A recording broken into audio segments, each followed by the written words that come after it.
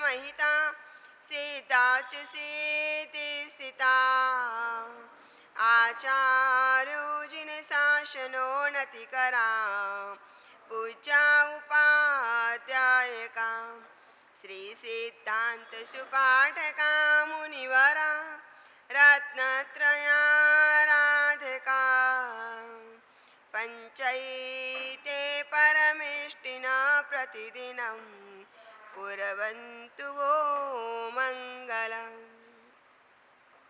श्री श्री विजयानंदं वल्लभं समुद्रं तथा शिरसा मनसा वाचा इंद्रदिन्नं नमाम्यहं रत्नाकर सूरि नमाम्यहं धर्मधुरंधर सूरि नमाम्यहं। भवदतीता माने आखिरी पोषद किसने किया, आखिरी राजर्षि कौन बन गया, ये हम बाद में देखेंगे। पहले हमारे कल के 4 कर्तव्य बाकी रह गए। रात्रि जागरण, हम क्या करते हैं, रात्रि जागरण करते हैं कि रात्रि जगो करते हैं? आज आएगा, रात्रि जागरण करते कि रात्रि जगो करते हैं? क्या करते हैं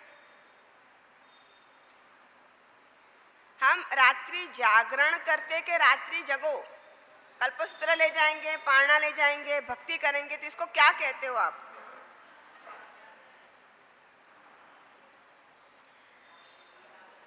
आप जो रात्रों करते हैं, माने अंबिका माता का, पद्मावती माता का रात्रि करते हो, उसको क्या कहते हो? जागरण। और परमात्मा के लिए क्या करते हो?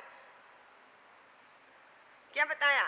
जो भौतिक त्योहार के लिए हम करते तो रात्रि जागरण, लेकिन परमात्मा के लिए करते, भक्ति के लिए करते, तो कहते हैं रात्रि जगो। हम क्या करेंगे? रात्रि जगो करेंगे। किसके लिए? तो कि श्रुत ज्ञान हमारे घर पे पधारेगा, माने कि एक आगम हमारे घर पे आएगा, तो इसका हम बहुमान करेंगे। अखंड दीपक रखेंगे, चंद्रा पुठिया बांधेंगे और उसको पधराएंगे। यहाँ कहा है ढोल दगामा फेरी न फेरी, माने जो श्रावक लोग बाजे गाजे से ले जाते हैं और बाजे गाजे से लाते हैं, और बहना क्या करती है? मांगलिक गीत गाती है। क्यों? देखिए कल्पसूत्र सुनने का जो महोत्सव है हमारा, वो हम कहते उत्साह के साथ करेंगे। पुस्तक बासी न राखिए, सजाती ने पुस्तक, माने पुस्तक ऐसे अंदर नहीं पड़े रहना चाहिए। क्या करना चाहिए? इसकी पूजा करनी चाहिए। तो आज हम जिसके भी घर जाएगा वो क्या करेंगे? सब आप लोग भी जाओगे और कल्पसूत्र की महिमा का वर्णन करोगे। माने ये सूत्र हमारा परमात्मा का आगम बहुमान युक्त है, और बहुमान युक्त के हम रात्रि जगो करेंगे। रात्रि जागरण में खाना पीना नाचना गाना सब चलता है, लेकिन रात्रि जगो में सब कुछ त्याग होता है। जिसके भी घर कल्पसूत्र जाएगा, हमको पानी तक भी लेना चाहिए नहीं। आपको जो प्रभाव ना करनी है प्रभाव ना करो, लेकिन आगता स्वागता नहीं, ये तो परमात्मा की ज्ञान की भक्ति करने के लिए आए हैं। इसलिए इसमें रात्रि में, रात्रि जगो में खाना पीना नहीं होता है, रात्रि जागरण में होता है। लेकिन रात्रि जगो है, परमात्मा का है रात्रि जगो। कल्पसूत्र और पारणा रात्रि जगो करने के लिए जा रहे हैं, मैंने भक्ति करने के लिए जा रहे। इसीलिए कहते हैं यहाँ पे ऐसी कोई भी चीज़ खानी पीनी देनी चाहिए नहीं, बिल्कुल बंद। क्योंकि हम अनंत पुण्य इकट्ठा करने के लिए कार्य करते, अनंत कर्मों की निर्जरा करने के लिए कल्पसूत्र घर पे ले जाते हैं। तो क्या करना चाहिए? जो पुण्य हमने पूर्वों का कोई अकाम निर्जरा, मैंने कोई कर्म ऐसा बांधा होगा ज्ञानावली, तो जो आप आज ले जाओगे सो क्या छूटेगा? अनंत आत्माओं, मैंने कितने आत्माओं हमारे घर पे आए गए, वो आत्मा पता नहीं कैसी होगी, उच्च कोटि की होगी, कोई तीर्थंकर की, कोई ऐसा अच्छा जीव होगा, कोई भवी जीव होगा, वो हमारे घर पे क्या करेंगे? पूरा संग चरण पड़ेगा, और वो चरण पड़ेगा तो इसका बहुमान करना चाहिए। इनको पाप के खाते में डालना चाहिए नहीं। हम क्या करेंगे? खाना देंगे, पीना देंगे, कोई ठंडा रखेंगे। देखिए तो पर्व प्रदूषण है। ऐसे भी इसमें रात्रि भोजन तो होता ही नहीं है, बिल्कुल नहीं। हाँ, छोटे बच्चे और इसको पानी देना पड़े तो भी वो समय पे तो देना ही नहीं, किसी के सामने तो देना ही नहीं। क्यों? कि वो भी एक हमारे लिए अच्छा नहीं कहलाता है। तो क्या करना चाहिए, ताकि इसी दिन आज जिसके भी जगह कल्पसूत्र जाएगा इनको बोल देना रात्रि कोई भी खाने पीने की व्यवस्था, हाँ प्रभावना भले 100 रुपया करे, हमको कोई फर्क नहीं है, जो प्रभावना करनी है करे, जो चीज लाके देनी दे, लेकिन खाना पीना तो बिल्कुल बंद, क्योंकि हम कल्पसूत्र बहुमान करने के लिए जाएंगे। इसीलिए बताया है कि 7वां कर्तव्य रात्रि जागरण। भक्ति पदार्थ के लिए माने भौतिक पदार्थ के लिए रात्रि जागरण कहा जाता है, और परमात्मा की भक्ति के लिए रात्रि जगो।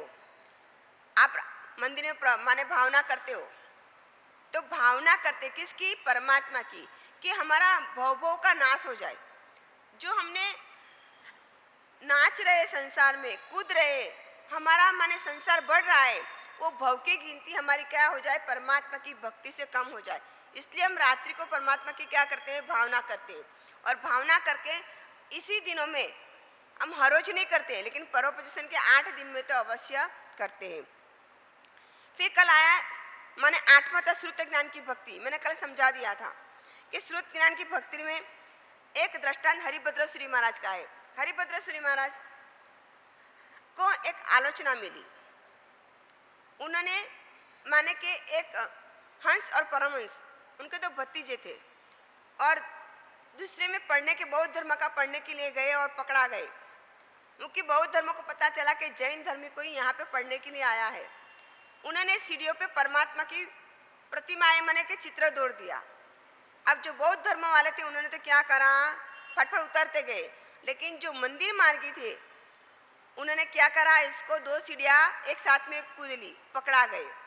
अब जो पकड़ा गए तो उसको पीछे मारने के लिए दौड़े। अब जहाँ पे के हरिभद्र सूरी महाराज वहाँ तक पहुँच गए, एक तो बीच में खत्म हो गया, लेकिन एक वहाँ जाके नजदीक जाके इसमें हरिभद्र महाराज को गुस्सा आया। उन्होंने कहा एक भी माने के व्यक्ति को मैं जिंदा रखूंगा नहीं। उन्होंने मन में ऐसी कल्पना की और मारने के लिए अंदर एक कढ़ाई तेल की उबालने रख दी, और एक को खींच खींच के इसको अंदर मारूंगा। लेकिन जो इनकी माता तुल्य थी, जिससे उन्होंने धर्म पामा था, उन्होंने सोचा ये तो गलत बात है, हम किसी को कुछ, क्योंकि तो भाग्य ही दिन है, वो गए तब मरे ने। अब इसके लिए तो आलोचना माने के दुख करना चाहिए, लेकिन इनके पीछे किसी को और को मारना चाहिए नहीं। उन्होंने कहते गुरुदेव ने एक पत्र आया और आलोचना आई कि 1444 श्लोक की रचना करनी पड़ेगी। अब वो रचना आलोचना में वो माने एक एक करके एक सूत्र रचने गए, लेकिन अब शरीर क्षीण हो गया, लिखा नहीं जाता है, और रात्रि में अंधेरे के कारण कुछ दिखता नहीं है। वही उपाश्रम में एक नौकर काम करता था, इनका नाम था ललित। वो उनकी सेवा भी करता था, काम करता था। उन्होंने एक दिन को गुरुदेव को कहा, गुरुदेव मेरे को परदेश जाना है कमाने के लिए। गुरु की आज्ञा से परदेश कमाने के लिए गया, इतना कमा के आया। आज गुरुदेव वृद्ध हो गए थे और उनको वंदन करने के लिए आया, तो ललित ने पूछा कि गुरुदेव मैं कुछ लाभ ले सकता हूँ, कुछ काम कर सकता हूँ? कौन था? उपाश्रय का नौकर। गुरुदेव की भक्ति की थी और गुरुदेव की कृपा से इतना आगे बढ़ गया था, तो आते ही पहले किसके पास आया? गुरु के पास, हरिभद्र सूरी महाराज के पास आया और कहने लगा कि आपकी मैं कोई भक्ति कर सकता हूँ, कुछ लाभ ले सकता हूँ? आप मेरी चिंता मत करो, अब तो मैं बहुत पैसा कमा के आया हूँ, अब मैं ऐसा नहीं रहा हूँ, आप मेरे को आज्ञा दो, कुछ लाभ दो। तभी गुरुदेव ने कहा मैं क्या करूँ, मेरी आलोचना है और ग्रंथ की रचना करनी है, अब मेरे को आंखें से दिखता नहीं है, रात को अंधेरा होता है, मैं लिख नहीं सकता हूँ, और सामने मेरा आयुष्य पूर्ण होने आया है, तो अब क्या करूँ? उन्होंने कहा आपको क्या चाहिए? ताकि एक क्या आता है, एक माने के तेजस्वी और मकान में प्रकाश दे ऐसा रत्न आता है। तो क्या तेरी शक्ति है? लेकिन वो यहाँ नहीं मिलता है, नेपाल में मिलता है। गुरुदेव आप कहो तो सही, आज्ञा तो करो। और उन्होंने कहा मेरे को वो जरूरी है। वो नेपाल जाके वो रत्न लेके आया और गुरु जो जहाँ बैठे थे वहाँ दीवार में चिपका दिया। अब रात्रि में भी उनको क्या आने लगा, प्रकाश आने लगा, वो अपने ग्रंथ निकले गए।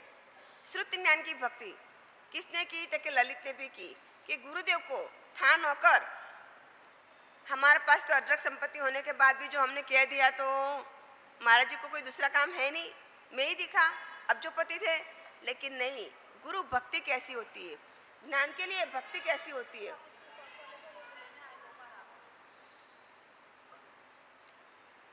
तो कहते हैं कि वो भक्ति के कारण, श्रुत ज्ञान की भक्ति के कारण वो रत्न लाके दिया और गुरुदेव ने ग्रंथ की रचना की। और आखिरी में कौन सा ग्रंथ रचा? आप बोलते हो ना, आज बोलोगे, आमूलालो लधुली बहुल परिमला झंकारारा। झंकारारा संघ के साथ क्यों बोलते हैं? तके झंकारा किसने रचा? संघों ने, माने चतुर्थ संघ ने मिलके वो जो गाथा रह गई थी वो रचना की। इसीलिए 14 वाले दिन हम झंकारारा बोलते, तो कैसे बोलते? सामुदायिक बोलते, एक साथ में बोलते, कि उनको याद करके। इसीलिए श्रुत ज्ञान की भक्ति माने ज्ञान की भक्ति कैसी होती है, पढ़ने पढ़ाने में साधु स्वादी या किसी को भी मदद करते तो भी हमको क्या मिलता है? श्रुत ज्ञान की भक्ति का लाभ मिलता है। फिर आया અને हरिपुत्र श्री महाराज ने एक नमुत्थनम का ललित विस्तारण ग्रंथ माने रचना और उनका नाम दिया, ललित का नाम दिया। गुरुदेव भी कितने उपकारी होते हैं कि भले था यहाँ का नौकर, लेकिन उन्होंने जो मदद की है, इसलिए एक टीकाकारी ग्रंथ का नाम किसका लिया? ललित विस्तारण, उनके नाम से बनाया। फिर आया उद्यापन, 9वां कर्तव्य उद्यापन। हम तपस्या करते, सब तपस्या करते हो ने, इसके ऊपर शिखर चढ़ाना होता है। 20 स्थानक करो, ज्ञान पंचमी करो, मौन 11 करो, जो बड़ी छोटी बड़ी तपस्या करते रहते हैं, इसका उद्यापन होता है। उद्यापन किसको कहते हो? उद्यापन किसको कहते हो? किस जैसे हमारा तप परिपूर्ण हुआ तो इसके पीछे हमको उद्यापन करना होता है। तो इनमें उद्यापन में 3 चीज की आराधना करनी है, दर्शन, ज्ञान और चारित्र। दर्शन माने मंदिर के लिए, ज्ञान माने के जो पढ़ाई लिखाई करता है या फिर कोई ज्ञान बांटो, और चारित्र माने साधु साधु की भक्ति। उद्यापन बड़ा बड़ा करने के लिए नहीं बोला है, महोत्सव करने के लिए नहीं बोला है, तुम्हारी शक्ति के अनुसार। अब आपकी शक्ति कितनी है? 1000 रुपया खर्च करने की है, ज़्यादा आप खर्च नहीं कर सकते हो, तो आप क्या करो? दर्शन, ज्ञान और चारित्र की 3 चीज लाओ। दर्शन माने मंदिर में आप एक धूप का पूड़ा रख दो या घी रख दो। ज्ञान में आप 1 या 2 पेन ला के साधु साधी को ओरा दो, और चारित्र में साधु साधी को एक मुपत्ति भी ओराओ, तो भी आपका उद्यापन हो गया। समझ लो मेरी बात। हम तपस्या करते लेकिन शक्ति के अनुसार, यहाँ लिखा है शक्ति गोपिया बगर। अब आपकी शक्ति है 5000 खर्च करनी, तो 5000 खर्चना चाहिए। इसमें फिर डिवाइड कर दो 3 जगह पे। आपकी शक्ति है लाख रुपया खर्च करने की, तो आप पूजन आदि पढ़ा के संघ को बुला के साधन में पश्चाल कराओ, माने एक पूजन पढ़ाओ, और क्या करो? संघ के साथ अपनी आराधना साधना बांटो कि हमने तप की अनुमोदना के लिए। लेकिन हमारी शक्ति है और हम कहेंगे महाराज जी 1000 रुपये में हमको काम करना है, तो इसको लाभ मिलता नहीं है। याद रखना, जो बंदा तपस्या करता है लेकिन इनके पास शक्ति नहीं है, तो कहेंगे मैं उद्यापन कैसे करूं? तो शास्त्रकार भगवान कहते हैं कि इनके लिए बहुत सरल रीत बनाई, दर्शन, ज्ञान और चारित्र की चीज चढ़ाओ, अपने आप आपको लाभ मिल जाता है। दर्शन माने परमात्मा, ज्ञान माने गुरु, ज्ञान की भक्ति, और चारित्र माने साधु साधु को कुछ न कुछ एक मुपत्ति भी आप लाके ओराओ, या फिर इनको जो जो चाहिए दिवाई आदि कुछ लाके दे दो, तो भी उनको क्या करता है? हमारा उद्यापन हो गया। इसमें पूजा पढ़ाना, ऐसा करना, कोई ऐसी बात नहीं बताई। यहाँ बताइए कि शक्ति के अनुसार हमको क्या करना चाहिए? लाभ लेना चाहिए। और कहते जो आप लाभ नहीं लेते हो, शक्ति और लाभ उजमना नहीं करते हो, तो लाभांतराय माने आपको लाभांतराय का लाभ माने अंतराय कर्म बांधा जाता है। इसलिए शक्ति अनुसार आप जो भी तप करो, परमात्मा ने कहा है हमारा 9वां कर्तव्य है कि आप उद्यापन करना चाहिए। जैसे पंचमी पूरी हो गई तो आपकी शक्ति अनुसार आप क्या करना? लाभ लेना चाहिए। फिर आया तीर्थ प्रभावना। तीर्थ की प्रभावना कैसे होती है?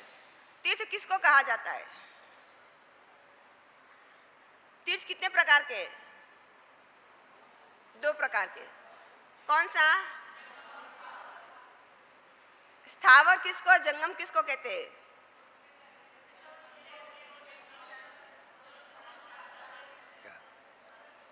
और जंगम माने घूमते फिरते।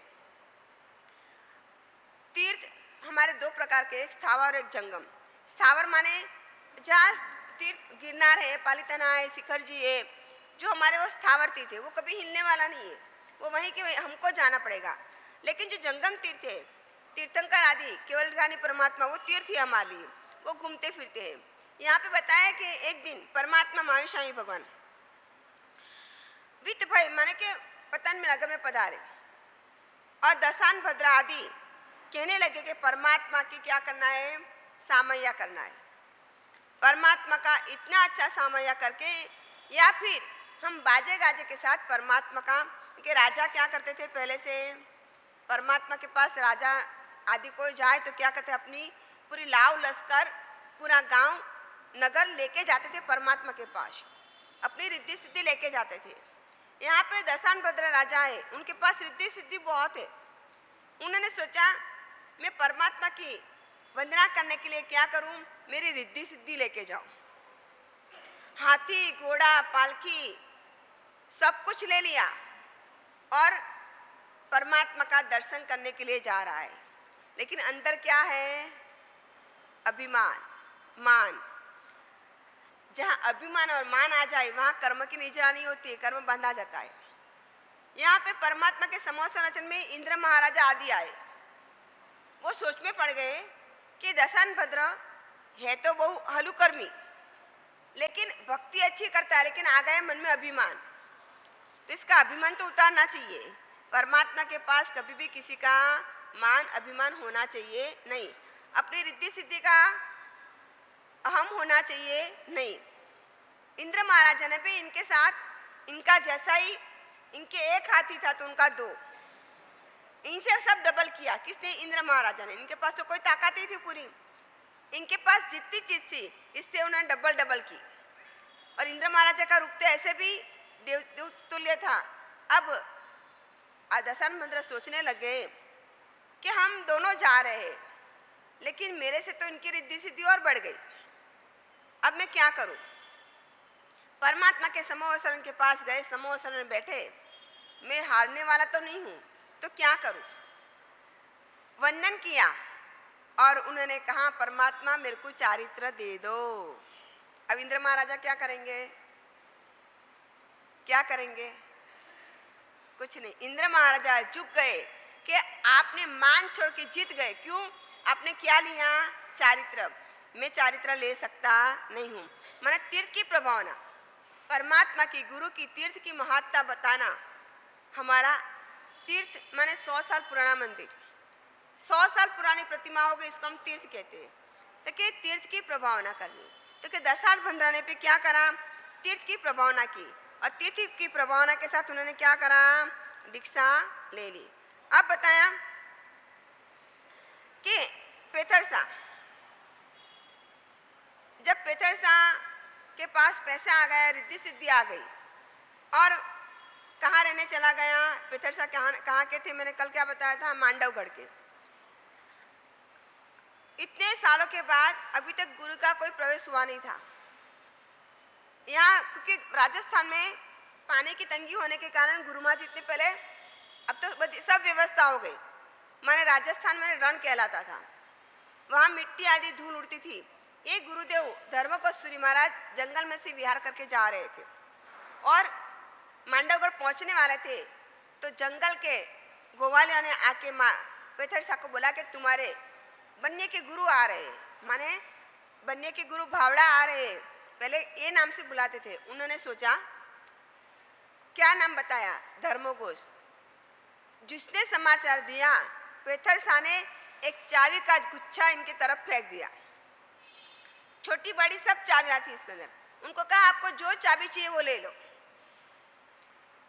अब बड़ी बुद्धि वाला क्या करेगा, बड़ी चाबी लेगा ने। उन्होंने हीरा पन्नों वाले से लेके सब चाबियां दे दी, झुमका पूरा दे दिया, लेकिन ये तो गोवालिया था, बड़ी बुद्धि वाला था, उन्हें सबसे बड़ी चाबी ली। इसमें से क्या करा, सबसे बड़ी चाबी ले ली और उनको बोला मेरे को ये चाबी चाहिए। पेथरसा ने कहा, हद तेरी, तू तो आज अब्जोपति बन जाता, लेकिन तूने कौन सी चाबी ली? बड़ी वाली। अपने नौकर को बुला के कहा कि एक काम करो, ये चाबी जहाँ लागे इसका पूरा माल बेच के इनको इतना पैसा दे दो। क्यों?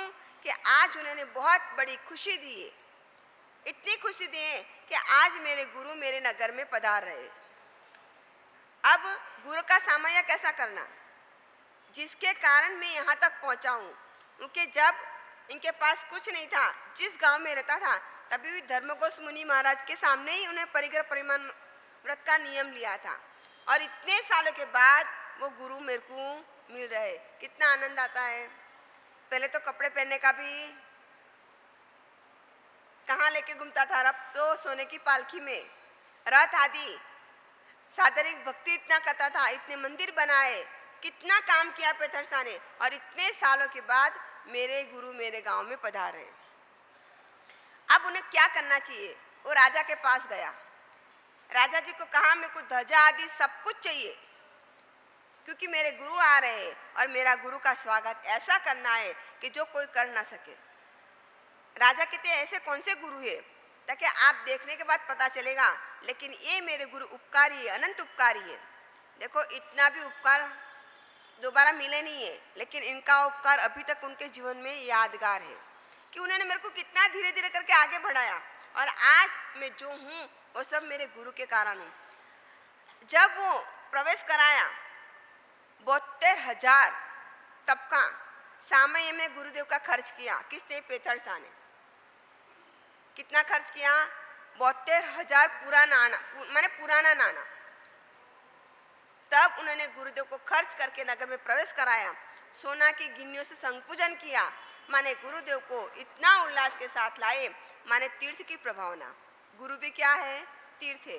ज्ञानी गुरु क्या है? हमारे लिए तीर्थ है। माता पिता भी तीर्थ है। वो तीर्थ की माने सेवा करो, माने इनकी इच्छा को परिपूर्ण को के वो हमारा जंगम तीर्थ है। हरता पड़ता है, आएंगे जाएंगे, लेकिन इनका क्या करना चाहिए? बहुमान करना चाहिए। आप वल्लभ श्री महाराज का चरित्र मैंने सुनते तो इसमें आया था कसूर गांव में गुरुदेव गए। लोगों ने पहली बार गए तो इतना उत्साह बताया, और गुरुदेव आने से स्वामी वात्सल्य किया और माने अष्टानी का महोत्सव किया। पहली बार पंजाब में हुआ था कि गुरुदेव मेरे गांव में पधारे, और वो गुरुदेव पधारे तो मेरे को कुछ न कुछ तो करना चाहिए, लोगों को पता कहाँ चले कि मेरे गुरु है। तो कि गुरुदेव पधारे कसूर गांव में, तब पहली बार पंजाब में क्या हुआ था? वहाँ पे स्वामी वात्सल्य हुआ और शांति स्नात्र आदि पूजा हुई और गुरुदेव का बहुमान किया। तो कहते हैं तीर्थ की प्रभावना है। गुरु भी एक क्या है? तीर्थ है। लेकिन तीर्थ की प्रभावना करके हमारा आत्मा का कल्याण करना चाहिए। अब 11वां कर्तव्य आलोचना, प्रायश्चित। हम प्रायश्चित कैसा करते हैं? यह बताया गया है कि पूरा जम्बूद्वीप सोना का बना हुआ है। इसकी रेती माने रेत, वो भी सोने की बनी है, और इसको कहते सब दान में दे दो, तो भी प्रायश्चित का हमारा होता नहीं है। क्यों? कि हमने पाप इतना किया है। हम इतना दान देते हैं तो भी हमारी कर्म निजरा नहीं होती है। क्यों नहीं होती है? कि हम आत्मा से, दिल से नहीं करते। हमने दान दे दिया ना, हमारा काम खत्म। यहाँ बताया दान देने से नहीं, आत्मा से, मन वचन काया से अपनी भूल सुधार के ही हमको क्षमा याचना करनी चाहिए। लेकिन हम क्या करते हैं? हम हमारी भूल सुधारते नहीं है, हम हमारी गलती स्वीकारते नहीं है। बोलते तो क्षमा याचना दे दो, हो गया काम खत्म। तो परमात्मा कहते हैं इतना दान देने के बाद भी आप पूरा जम्बूद्वीप सोने का बनाओ, पर्वत आदि सोना के बना के दान दे दो, वहाँ की रेत भी दान दे दो, लेकिन जब तक तुम प्रायश्चित नहीं करोगे, दिल से नहीं माफी मांगोगे, तब तक तुम्हारी आलोचना होती नहीं है। क्यों आलोचना नहीं होती है? कि जब तक हम दिल से स्वीकार नहीं करते। यहाँ बताया कि लक्ष्मणा साध्वी की दृष्टांत आती है कि लक्ष्मणा साध्वी जी थे, विधवा हो गए और उन्होंने दीक्षा ले ली। उच्च कोटि की साध्वी थी, आराधना साधना अच्छी थी, लेकिन एक बार मन विचलित हो गया। उन्होंने कहा कि परमात्मा ने ऐसा क्यों किया? परमात्मा तो तीर्थंकर है, इनको कभी कोई भावना जगती नहीं है। तो इनके लिए हमारे लिए थोड़ी भावना छूट रखनी चाहिए। सोच किसको आई? उनको। और 2 मिनट में वापस सोच बदल भी गई, मैंने गलत किया। परमात्मा तो त्रिकाल-ज्ञानी है और एक सोच के लिए अनंता संसार बढ़ जाता है, तो परमात्मा क्यों करेंगे? नरक में हम द्वार खोल देते हैं, तो क्यों हमको एक कर्म बंधन कहाँ से? तो कि इसीलिए परमात्मा ने मना किया है। वो तो केवल ज्ञानी है और त्रिकाल ज्ञानी सब कुछ जानते हैं। अब गलती तो हो गई, दोष किसको दिया? परमात्मा को। वापस सुधार भी लिया, लेकिन अब इसकी प्रायश्चित करना बहुत जरूरी है। उन्हें कहा गलती तो मैंने कर दी, तब मैं क्या करूं? प्रायश्चित करूं। अब प्रायश्चित के लिए भगवान के पास जाने के लिए पैर उठाया, थोड़े गए और पैर में कांटा चुभ गया। क्या हुआ? कांटा चुभ गया। जब कांटा चुभा, मन में सोचा अब सुकन हो गया, अब आलोचना तो लेनी है, तो कैसे लूं? दूसरे से नाम से। परमात्मा के पास गए।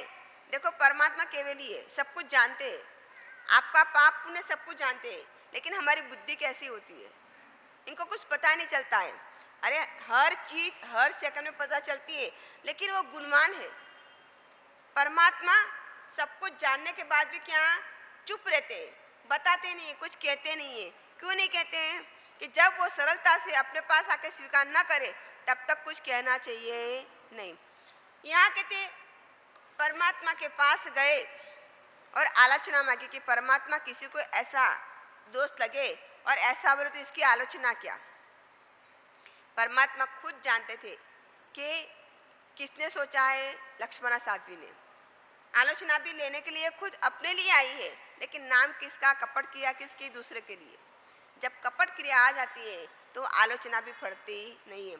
उन्होंने कैसे आलोचना? 50 साल तक, 50 वर्ष तक अट्ठम के पाने अट्ठम, मांस खमन के पाने मांस खमन, बेले के पाने बेले, एक उपवास एक आंबिल, आंबिल के बाद आंबिल, इतनी 50 साल तक तपस्या की, तो भी इनका कर्म खपा। आप सोचो कितना संसार बढ़ गया, कितना संसार, हम कितना क्या सोचते हैं, किस लिए सोचते हैं, लेकिन इनका संसार कितना बड़ा, अनंत संसार बढ़ गया, भवभ्रमण बढ़ गया। इतनी तपस्या करने के बाद भी इनकी कर्म निजरा हुई नहीं। तो कहते प्रायश्चित कैसे लेना चाहिए? तुमने गलती की तो बोल दो मैंने गलती की है, शर्म की क्यों बात? जब गलती करते शर्म नहीं आई, तो भोगते समय क्यों शर्म आनी चाहिए? जब हमने गलती की, यहाँ लक्ष्मणा साधी ने इतनी बड़ी गलती की, तीर्थंकर परमात्मा के पास गए, परमात्मा भी जानते हैं कि उन्होंने गलती की है, फिर भी प्रायश्चित किससे मांग रहे हैं? दूसरे के लिए। तो गुरुदेव ने, परमात्मा ने भी क्या किया? दूसरे के लिए प्रायश्चित दे दिया, लेकिन वो प्रायश्चित कैसा हुआ? फलानी। यहाँ बताते हैं कि प्रायश्चित माने के देते समय भी उन्होंने क्या करा? लक्ष्मणा साधी का अनंता संसार, 1 लाख पूर्व कोड़ा कोड़ी संसार बढ़ा। किसका? लक्ष्मणा साध्वी का। आप सोचो, चारित्र लिया, उत्कृष्ट चारित्र की पालना की, इतना तप किया, लेकिन जो कपट क्रिया आई, कपट क्रिया के कारण अनंता संसार बढ़ गया। 1 लाख कोड़ा कोड़ी पूर्व माने कि इतना संसार बढ़ा। आप आलोचना कैसे करनी चाहिए? यहाँ रुक्मी की एक बात बताते हैं कि जो रुक्मी थी उनको भी ऐसा हुआ कि पति बाल ब्रह्मचारी माने कि खत्म हो गया। अब तो शादी की नहीं थी, सगाई के कारण ही हो गया। अब पिता ऐसा होता है ना, कभी कभार मन में कोई भावना नहीं होती, लेकिन कभी कभार हमारी भावना बिगड़ जाती है। कभी कभार इतने खुश होते हैं, लेकिन दूसरे व्यक्ति को देख के अंदर एकदम, भले पहली बार देखा लेकिन द्वेष वृत्ति आ जाती है। एक पता चलने से पहले ही हमको कुछ न कुछ हो जाता है। यहाँ पे कहते हैं वो राजकुमार रात दरबार में आया, एक साइड पे बैठा है, पूर्व का कर्म उदय में आया, उनकी नजर एक राजकुमार पे पड़ी और 1 सेकंड के लिए राग दसवा जग पड़ी। अब राजकुमार सोचने लगा कहाँ है त्यागी है, मेरे को देख के उनको राग आ गया। ऐसा संसार कि जो नहीं चाहता उसको भी चाहने लग गया। ऐसा संसार जो ऐसा काम करने वाला को भी ब्रह्मचारी बोलते हैं। संसार छोड़ने जैसा है। वो राजकुमार ने जाके दीक्षा ले ली, आत्मा का कल्याण किया, आचार्य बन गया। आचार्य बनने के बाद कितने सालों के बाद ये रुक्मी ने भी दीक्षा ले ली। किसके पास? ये आचार्य भगवान के पास। साध्वी बन गई, आचार्य भगवान तो उनको पहचान गए, लेकिन रुक्मी उसको पहचान पाई नहीं। धीरे धीरे करते करते करते समय बीतता गया। एक बार ये साधु जी महाराज बीमार पड़े, इनको निर्यामना करानी थी और आचार्य भगवान पधारे। आचार्य भगवान ने निर्यामना कराई। कराते कराते उन्होंने कहा, आपने संसारीपना में एक पाप किया है, इसकी आलोचना कर लो, प्रायश्चित कर लो, माफी मांग लो। मैंने कोई पाप किया ही नहीं है, मैंने कुछ किया ही नहीं है। गुरु मान ने बार बार कहते आचार्य भगवान के, तुम याद करो, तुम याद करो, तुम याद करो। मेरे को कुछ भी याद नहीं। तभी आचार्य भगवान ने उनको याद करवाया कि इस समय में, इस स्थान में आप बैठे थे और एक राजकुमार के प्रति आपकी दृष्टि राग वाली बनी थी। माने आपने चारित्र का वहाँ पे खंडन किया था, मन में विकार भावना से किया था। ऐसा नहीं किया सिर्फ आंखों से किया था। आंखों में भी क्या होता है? विकार भावना। बार बार एक दूसरे को देखने से भी विकार भावना बनती है। उन्होंने कहा, तुमने मेरे सामने देखे विकार भावना उत्पन्न की थी, तुम्हारे अंदर जो भावना आई थी, अब इस भावना की आलोचना करो। क्या कहा? स्पष्ट बताया आचार्य भगवान ने किसको? रुक्मी को, कि मैं आपको बता रहा हूं। और वो राजा माने राजकुमार कौन था? मैं खुद था। मैंने दीक्षा ली और मैं आचार्य बना और आज तो मैं ज्ञानी भी बन गया हूँ। आप इसकी आलोचना करो, आपका भव सुधर जाएगा। लेकिन ये कितने नहीं, अनायास हो गया होगा। मैंने ऐसा सोचा ही नहीं, मैंने किया ही नहीं। तब गुरु महाराज ने सोचा, जिसका संसार बढ़ने वाला होता है वो संसार बढ़ता है। और उन्होंने क्या करा? गुरु महाराज के कहने से भी उन्होंने अपनी आलोचना नहीं की। गुरु महाराज ने बताने के बाद भी समय, स्थान सब कुछ बताया, फिर भी उन्होंने क्या कहा? ये तो मैंने ऐसे ही देखा था मेरे में। लेकिन दृष्टि दृष्टि में फर्क होता है। आंखों की दृष्टि में आप देखना, माँ की आंखों बच्चों के लिए क्या करती है? वात्सल्य लगाती है। माता पिता हो तो इनके लिए आंखों में अलग भाव होता है। सास ससुर अलग, भाई के लिए अलग, बहन के लिए, सबके लिए आंखों में हमारा विकार कैसा होता है? अलग अलग होता है। पति के लिए, सबके लिए अलग होता है। उन्होंने कहा, ये विकार भावना आपकी बदल गई थी, इसीलिए मैं कह रहा हूं, अभी भी आपका आखिरी समय है, आप आलोचना कर लो। फिर उन्होंने क्या करा? आलोचना नहीं की और कहते, इनका भी कहते 1 लाख पूर्व संसार बढ़ गया। आप सोचो हम कहाँ से कहाँ पहुँचते। प्रायश्चित, आलोचना करनी चाहिए। यहाँ बताते शास्त्रकार भगवान कि आप जब रात्रि पे सोते हो तो हमारी हर रोज की आलोचना करो, हर रोज का प्रायश्चित करो। आप जैसे सोने के लिए बैठे हो, आपको पता है सारे दिन में आपने क्या किया, कौन सी बात सही की, कौन सी गलत की। अपना अंतरात्मा तो जानता है ना, कोई जाने ना। सोते समय बैठते ही 2 मिनट परमात्मा और गुरु के साक्षी में इसकी आलोचना करो। परमात्मा, मैंने गलत किया है, सही किया है, गलत किया है, सही किया, लेकिन क्या करूं, संसार में हूं, इसलिए मेरे को ये करना पड़ा। मैं सबको क्या करता हूं? क्षमा याचना करता हूं, मिच्छामि दुक्कडम देता हूं। बस प्रायश्चित हो गया। क्यों ऐसा कहा है कि आप हर रोज की आलोचना करोगे तो आपका पाप भार आपके सिर पे चढ़ेगा नहीं। बैठते ही कहते वहां पे क्या करो?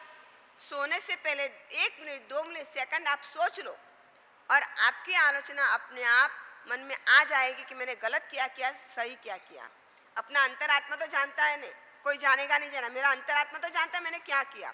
तो कि इसकी आलोचना करो और आलोचना करके परमात्मा की साक्षी, गुरु की साक्षी इसकी समायाचना करो। शायद आपको शर्म आती है, नहीं कर सकते हो, लेकिन परमात्मा की साक्षी तो कर सकते हो। नहीं, हमारा वहाँ कर्म तो कम हो जाएगा, हम भव का संसार तो नहीं बढ़ाएंगे, और जब कर्म खपेगा तो अपने आप आत्मा का कल्याण होगा। ताकि हमारा 11वां कर्तव्य प्रायश्चित। ये 11 कर्तव्य हमको साल भर में करना है। अब बताया कि पौषध व्रत आज का कर्तव्य। साल भर में एक पौषध करना चाहिए। कैसा पौषध? एक दिन का, रात्रि का, आपकी जो करना हो।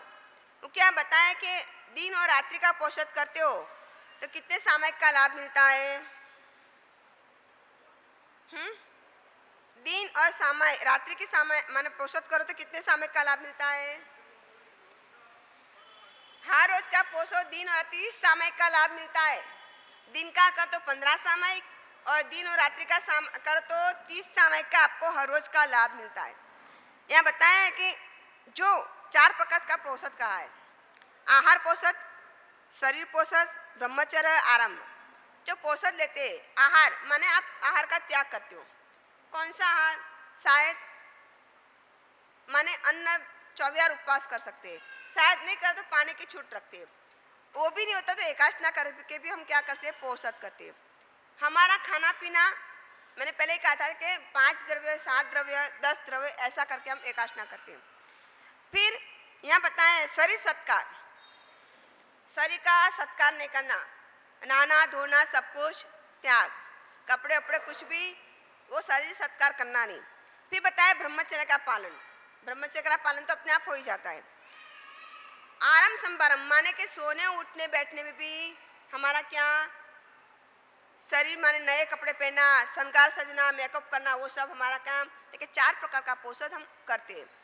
यहाँ बताया कि एक सामयिक का लाभ क्या बताया है? यहाँ बताते हम एक सामयिक करते तो कितना लाभ मिलता है? पता है किसी को? एक सामयिक का लाभ कितना? कैसा? 92 करोड़ 59,25,925 पहना मने पर्वनु देवनु आयुष्य बंधाए, माने कि जो आयुष्य बांधते एक सामयिक। कितना एक सामयिक का लाभ कितना बताया? बोली भैया, हर रोज एक सामयिक करते हो ना आप? कितनी सामयिक करते हो? क्योंकि सामयिक का लाभ क्या है? हर रोज हमको एक सामयिक करने परमात्मा ने कहा है कि चारित्र का लाभ मिलता है। तो बताएं एक सामयिक का लाभ 92 करोड़ 59,25,925 59 में माने वो पूर्व देव का आयुष्य हम बांधते एक सामयिक से। तो आपको 64 परिपोषित वालों को कितनी सामयिक हो गई? जो 64 परिपोषित करता है इनको इतनी साहब तो कितना लाभ मिल गया। लेकिन वो उन्हें बताया कि आहार, शरीर, ब्रह्मचर्य और आरंभ संभारम इतना लाभ मिलता है। इसीलिए कहा है कि पर्व पोजिशनों में 64 परिपोषित करना चाहिए। जो 64 परिपोषित करता है वो सभी त्याग करता है तो कि इतना लाभ मिलता है। यहाँ बताया था कि परमात्मा महाशाही माने प्रभु ने आखिरी उदयन राजर्षि जो उदयन मंत्री थे, अरे उदयन राजा थे, वित्त भय पतन के 365 देश के राजा थे। कितने? 365 देश के राजा थे। वो राजा धर्म नहीं करते थे, लेकिन की रानी जो प्रभावती थी वो बहुत विचक्षण थी। और किसकी पुत्री थी? चेड़ा राजा की। चेड़ा राजा की 7 बेटे कैसी है? संकितधारी, यही भूमि मोक्ष में जाने वाली। अब जिसकी पत्नी संकितधारी हो, आराधना करने वाली हो, वो अपने पति को कैसे करती है? सुधारे बगैर रखती नहीं है। धीरे धीरे करते करते भी क्षमता से, धैर्य से भी इनको क्या करती है? धर्म में लाती है। यहाँ कहते उदयन राजा का इनका पौषध का मैंने लाभ बताया। लेकिन उदयन राजा 365 देश के राजा थे। और यहाँ बताते कि चंपा नगरी में कुंभार नंदी एक श्रावक था, सोनी था। अब इस स्त्री लंपट था और जो भी अच्छी स्त्री दिखती थी उसको 500 सोना मोहर लेके खरीद लेता था। इनकी विषय वासना बहुत जबरदस्ती थी। 500 स्त्री थी इनके पास। कितनी? 500। और एक स्तंभ महल में रखता था कि कोई बाहर जाए नहीं, कोई आए नहीं, कुछ भी नहीं। अब कुंभानंदी अपनी जिंदगी जीता था, लेकिन इनका मित्र था जैन श्रावक नागिल। देखो, कल्याण मित्र हो तो कभी न कभी आत्मा का कल्याण होता है। इसलिए मित्र कैसा बनाना चाहिए? कल्याण मित्र। हमको समय समय पे क्या करे? सही सलाह देता रहे। हम भी उनको दे, वो भी हमको दे। ये मित्र था नागिन, जैन धर्म का चुस्त अनुयायी, आचार का पालन करने वाला। दोनों मित्र थे। एक उमानंदी संपत्ति इतनी जबरदस्त थी, लेकिन एक अवगुण था इनके अंदर। इसके कारण वो क्या करता था, पीछे पड़ता था। जैसे रावण में एक अवगुण था और इनका नाम खराब हो गया, इसी तरह कुमानंदी में भी एक अवगुण था। अब कहते कि देवलोक में हासा प्रासा और आदि परमात्मा का महोत्सव करने के लिए जा रहे थे। बीच में वो विद्युत माली देव का च्यवन हो गया। अब हासा प्रासा जो देवी थी, उन्होंने सोचा अब हमारा पति कौन बनेगा, हमारा पति भी हमारा जैसा ही होना चाहिए, संसार भोगने वाला। उन्होंने उपयोग रखा और उन्होंने कहा कि अभी तो चंपानगरी में कुमानंदी है जो ऐसा कार्य कर सकता है। इसलिए वो पंचशली द्वीप से नीचे आई और कुमानंदी के पास गई। कुमानंदी ने कहा, आप कहाँ से आए? उन्होंने कहा, पंचशली द्वीप से आए। तो आप मेरे साथ विवाह करो। उन्होंने कहा, नहीं, आपको मेरे साथ विवाह करना तो आपको पंचशली द्वीप आना पड़ेगा। अब पंचशली द्वीप जाना कहीं मुश्किल है। उन्होंने कहा, ठीक है, और दो देवियां चली गई। लेकिन इनके रूप कुमानंदी की आंखों में घूमने लगा। उन्होंने सबको पूछा कि पंचशली द्वीप कहाँ आया, लेकिन किसी ने बताया नहीं। जब किसी ने नहीं बताया तब सोच में पड़ गया, करूँ तो करूँ क्या। अब कितने सोने के थाल भर भर के राजा के पास गया और राजा को कहा, मेरा एक काम कर दो, आप नगर में क्या करो, ढंडेरा पिटवाओ कि पंचशली द्वीप जिसने भी देखा हो मेरे को दिखाए, मैं इनको 1 करोड़ सोना मोहर दूंगा। कितनी? 1 करोड़। वो समय के राजा ने कहा, ठीक है, तेरा काम कर दूंगा। उन्हें ढंडेरा पिटवाया कि जो भी उनको पंचशली द्वीप ले जाएगा उसको ये कुमानंदी क्या देगा, 1 करोड़ सोना मोहर। अब घूमते घूमते घूमते घूमते नाविकों के स्थान पे पहुंच गया। एक बुजुर्ग नाविक था। उन्होंने कहा, मैं ले जाऊंगा, लेकिन मेरी एक शर्त है, 1 करोड़ सोना मोहर मेरे को पहले देनी पड़ेगी, बाद में नहीं। कब देनी पड़ेगी? मेरे को पहले दे दे, क्योंकि नदी में जाने के बाद मैं वापस आऊँ ना आऊँ, लेकिन मेरा परिवार तो सुखी हो जाएगा। इसलिए उन्होंने क्या करा, 1 करोड़ सोना मोहर दे दी। एक वाहन तैयार करवाया। तैयार करने के बाद उनको कहा, चलो। उनको लगा नदी पार करके आएगा। समुद्र में चलने लगे। अब दूर से कोई वृक्ष दिख रहा था। वो जो नाविक था, बुजुर्ग था, उन्होंने कहा, देखो अब आपका समय आ गया है, पंचशली द्वीप आ रहा है। देखिए कहाँ, दिखता तो है ही नहीं। देखो जो पेड़ आ रहा है ना, वहाँ से नाव जाएगी, आपको पेड़ पकड़ लेना, ए रस्सी पकड़ लो। रात को भारण पक्षी आएगा, वो यहाँ पे सोएगा, इनके साथ अपने को बांध लेना। वो सुबह कहाँ जाएगा, पंचशली द्वीप आपको ले जाएगा। देखो किसको सौंपा, 1 करोड़ सोना मोहर दी। वापस पेड़ पे लटकना, ऊपर चढ़ना, रात को भारण पक्षी आएगा, इसके साथ अपने शरीर को बांधना, फिर वो ऊपर ले जाएगा पंचशली द्वीप। वो लगा कि यहाँ से यहाँ जो पेड़ की डाली मेरे हाथ से छूट गई तो समुद्र में सभी जगह क्या है, तलवार लटकती है। अब फिर भी एक मन में जो काम वासना जगती है वो कभी खत्म होने वाली नहीं है। इसके लिए मनुष्य क्या करता है, सब कुछ खो देता है। उन्होंने कहते पेड़ को पकड़ लिया, ऊपर चढ़ भी गया, साहस किया, रस्सी भी अपने कंधे पे लगा दी। रात को भारण पक्षी आया, अपने को इसके शरीर भी इनके साथ बांध दिया। सुबह पंचशली द्वीप पहुंचा, उन्होंने रस्सी से अपना शरीर छोड़ दिया, पक्षी उड़ गया। अब वो ढूंढने लगा किसको, हासा प्रहासा। लेकिन वो कहाँ मिलेगी। धीरे धीरे ढूंढते ढूंढते वो मिली। उनको देख के वो खुश हो गई, बोले अब मैं आ गया, मेरे साथ शादी करो। ताकि मनुष्य के शरीर के साथ हम शादी नहीं करते। देखो मनुष्य के देवी मनुष्य के साथ शादी नहीं कर सकती, इसलिए आपको क्या करना पड़ता है, अग्नि प्रवेश करना पड़ेगा और विद्युत माली देव में उत्पन्न होने का नियाना करना पड़ेगा। मनुष्य कहाँ तक पहुँचता है। अब लेकिन वो ऊपर आ गया, नीचे जाऊं कैसे? नाव भी चली गई मेरे सामने, वो नाव वाला तो घूमने करके अंदर चला गया समुद्र में, वो जिंदा बचा नहीं। अब वापस मेरे को कौन लेने के लिए आएगा? वो सोच में पड़ गया। हासा प्रसा कहते तुम आंख बंद करो, और आंख बंद करते ही पलक में इसको नीचे रख दिया। अब वो वापस आया, तब इनका मित्र कहते अच्छा हुआ तू वापस आ गया, लेकिन नहीं, मैं तो काष्ठ में प्रवेश करूंगा और जल के कहाँ जाऊंगा? पंचशैली द्वीप। नागिन ने कहा ऐसा मत कर, पागल मत बन। क्यों? कि ऐसा करने से तो तेरा पता नहीं कहाँ उत्पन्न होगा, नियाना करने से तो कोई लाभ होता नहीं है।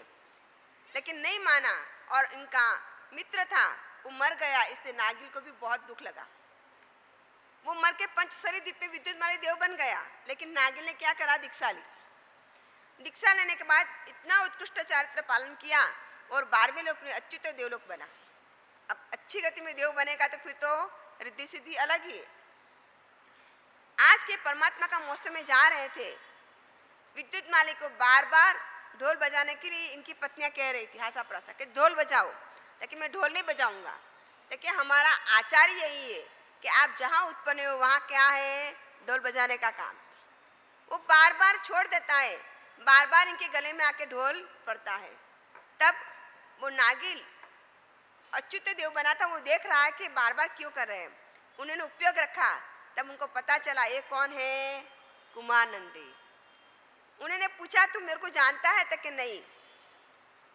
तक अब जाल ने अपना रूप दिखाया, अपने मित्र को देख के आंख में आंसू आए, बोले मेरा आप बहुत सुधार दे, मैं तो थक गया, मैं ढोल बजा सकता नहीं हूँ, तो कि मेरा अब निस्तार कैसे होगा?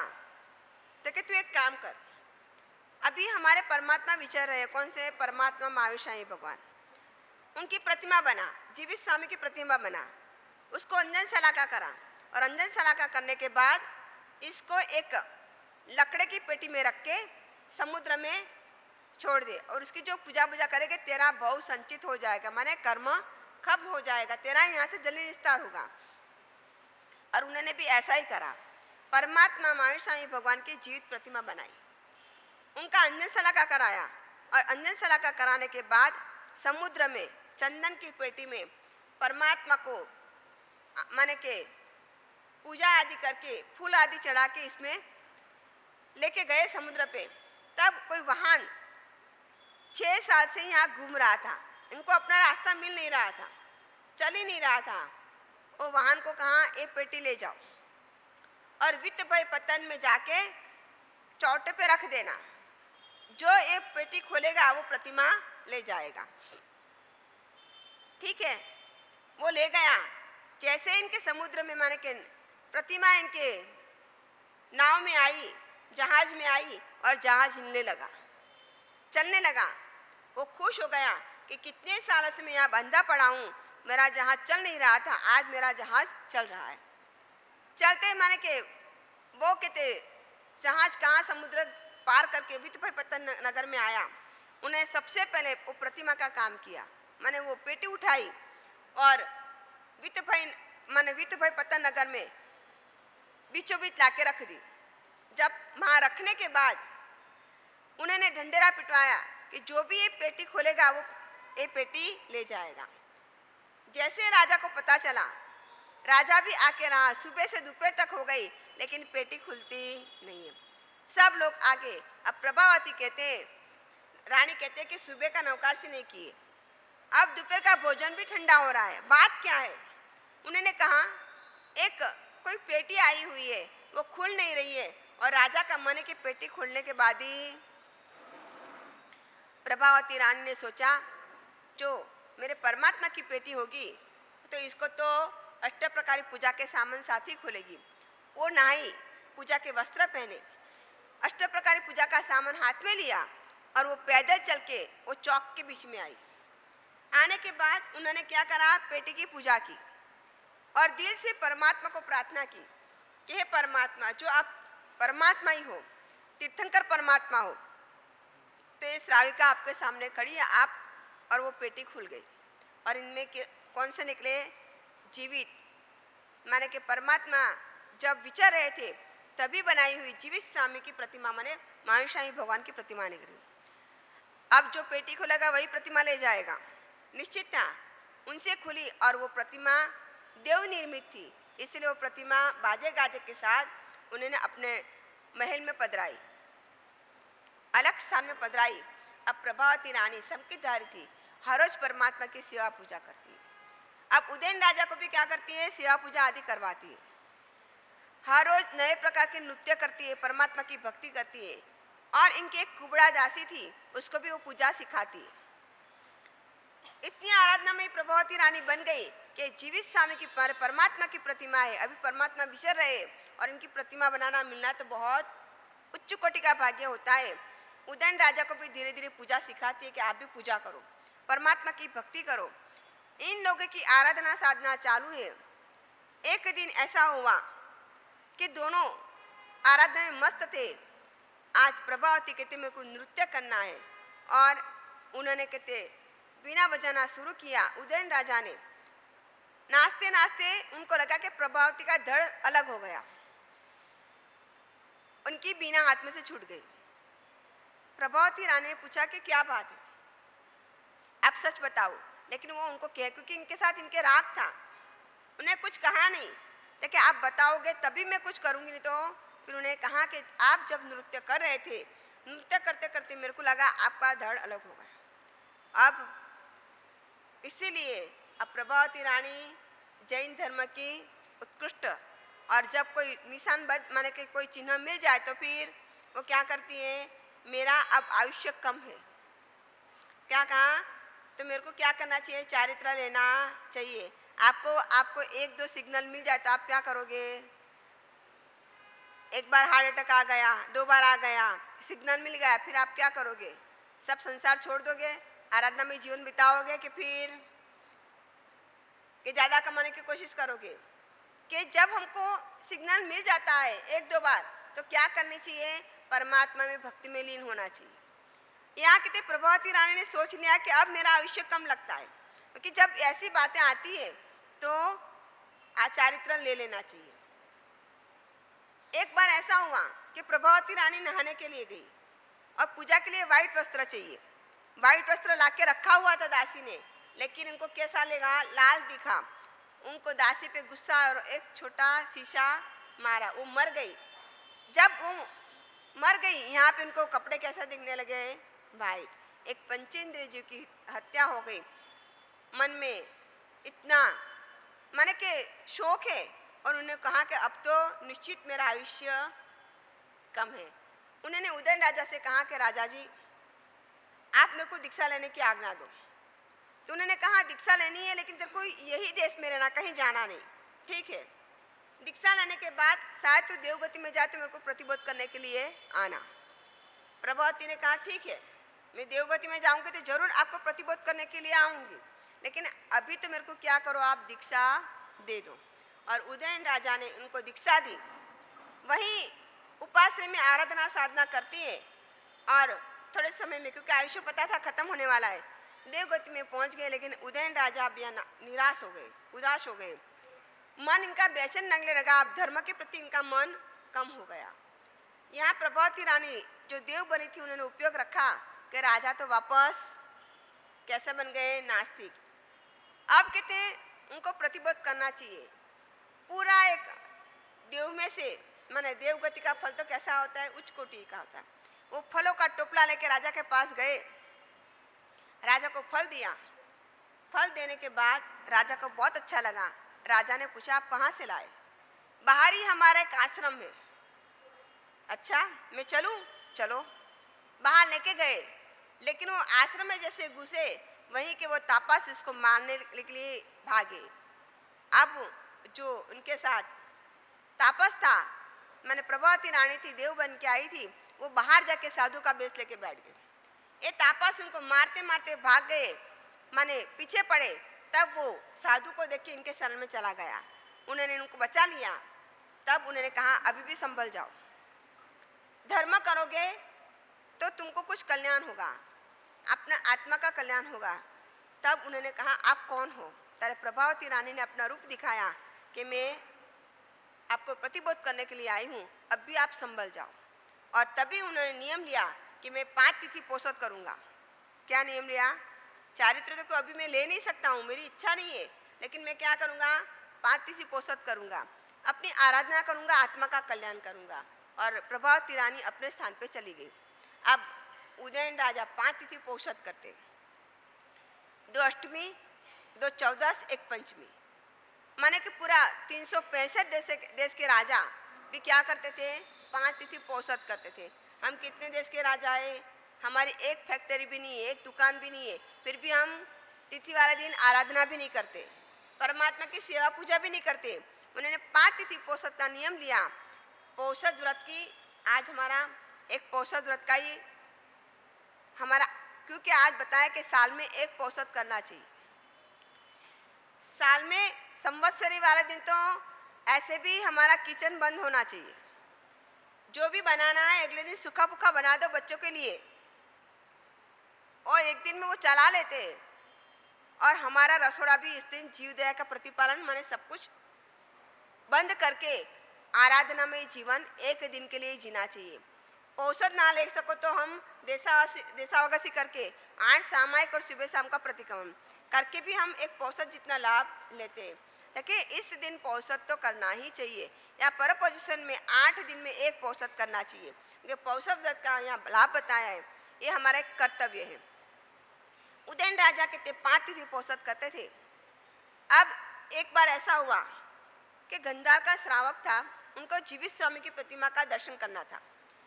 उन्होंने देवी की आराधना की, देवी ने इसको 108 गुटिका दी, और वो गुटिका के प्रबल से जहाँ जाना वो जा सकता था। उन्होंने वित्त भय पतन नगर में आए और यहाँ परमात्मा की सेवा भक्ति की, लेकिन यहाँ आने के बाद वो बीमार हो गए, अब जाने की शक्ति नहीं रही। उन्होंने जो कुबड़ा दासी थी प्रभावती की, जो परमात्मा की मंदिर संभालती थी, उनको वो गुटिका दे दी और उनको कहा कि इसे जो भी तुम मांगी वो तेरे को मिलेगा। यहाँ वो गंधार वाला श्रावक भी क्या हो गया? काल कर माने ऑफ हो गया। अब राजा रहे, राजा भी परमात्मा की भक्ति अनंती करते थे। एक दिन वो कुबड़ा दासी को मन में आया, एक गुटिका का मैंने खा के तो देखो इसका प्रभाव क्या है। मुंह में डाली और कहा मेरा सुवर्ण का ही शरीर बन जाए, तो उनका सुवर्ण का ही शरीर बन गया। अब दूसरी डाली कि मेरे को हर खुशी मिले, माने के दागिना, और तीसरी डाली कि मेरे को कोई अच्छा पति मिले जो स्त्री लंपट हो, पीछे माने स्त्री के पीछे पागल, ऐसा मेरे को पति मिले। अब तीनों चीज मांग ली, 3 गुटिका खा के अब रूप मिल गया। यहाँ पे तीसरी जो गुटिका खाई थी, जो चंद्रप्रदत्त राजा थे, वो स्त्री लंपट थे। इनकी पत्नी थी शिवा, वो भी चेड़ा राजा की बेटी थी, संकितधारी आत्मा थी। ये बहनों ही माने के होते थे। यहाँ पे चेड़ा माने चंद्रप्रदत्त राजा को कोई देवी आके कहती है कि तेरे को जो स्त्री चाहिए तो वित्त भय पतन नगर में एक है, और उनकी मांगने की किससे? उदयन राजा से। उदयन राजा ने कहा अरे ये तो मेरी दासी है, तुम इसकी मांगनी करते हो सुवर्ण कलिका की, क्योंकि वो तो पहले कुबड़ा दासी थी, लेकिन अब इनका सुवर्ण जैसा शरीर हुआ है, इसलिए उनका नाम क्या पड़ा है? सुवर्ण कलिका। लेकिन इसकी मांगनी करके क्या करोगे? आप तो राजा हो और एक दासी की मांगनी करते हो, और वो तो मेरे परमात्मा की भक्त है, सेवा पूजा करने वाली है, इसलिए मैं मेरी दासी को आपको दूंगा नहीं। अब चंद्रप्रदत्त राजा छुपी रीति आज के इनको मिला, तो उन्होंने कहा चल मेरे साथ। उन्होंने कहा नहीं, जब तक ये प्रतिमा मेरे साथ नहीं जाएगी तब तक मैं आपके साथ आऊंगी नहीं। अब आप दूसरी प्रतिमा बनवाओ, कपिल आचार्य के पास इसकी अंजन सलाका कराओ, मैं वहाँ यहाँ रखूंगी, फिर एक देव निरूप प्रतिमा मेरे साथ लेके जाऊंगी। और चंद्रप्रदत्त राजा ने पे ऐसा ही किया, प्रतिमा बनवाई और कहते अंजन सलाका करवा के वित्त भय पतन नगर में आए। रात्रि के समय में, क्योंकि इनका हाथी था, वो हाथी अनिल वेग हाथी था, इसका मद बहुत जरता था, इसके कारण सभी हाथी खत्म हो जाते थे, माने ढीले हो जाते थे। अब वो अपने अनिल वेग के हाथी पे आया और वो मोती झर रहे थे। रात्रि के समय में आया ये प्रतिमा रखी, ये प्रतिमा ले ली और दासी को लेके चला गया। अब सुबह उठ के राजा मंदिर में आए तो मंदिर एकदम खाली था। प्रतिमा थी लेकिन देव की जो प्रतिमा थी इसमें फूल कभी करमाते नहीं थे। चंदन की महक चारों ओर मंदिर में रहती थी। वातावरण इतना सुगंध में ही रहता था, इतना अच्छा लगता था। अभी तो कुछ है ही नहीं और परमात्मा के गले में जो माला है वो कैसी मुरझा गई है। सोच में पड़ गया, बाहर निकला, उन्हें रास्ता देखा, अरे ये तो अनिल वेघात नाम का हाथी लेके चंद्रपुत्र राजा अकेले गया। अब उनको कहलाया कि आप दासी और मेरे परमात्मा वापस दे दो। उन्होंने कहा अब मिलेगा नहीं। अब 365 देश का राजा, वो भगवान के लिए तो छोड़ने वाले नहीं थे। उन्होंने कहा मैं आ रहा हूँ और 10 मुकुटधारी राजा माने 10 राजाओं के लेके, इनके सैन्य लेके चंद्रपुत्र राजा के सामने युद्ध करने गए।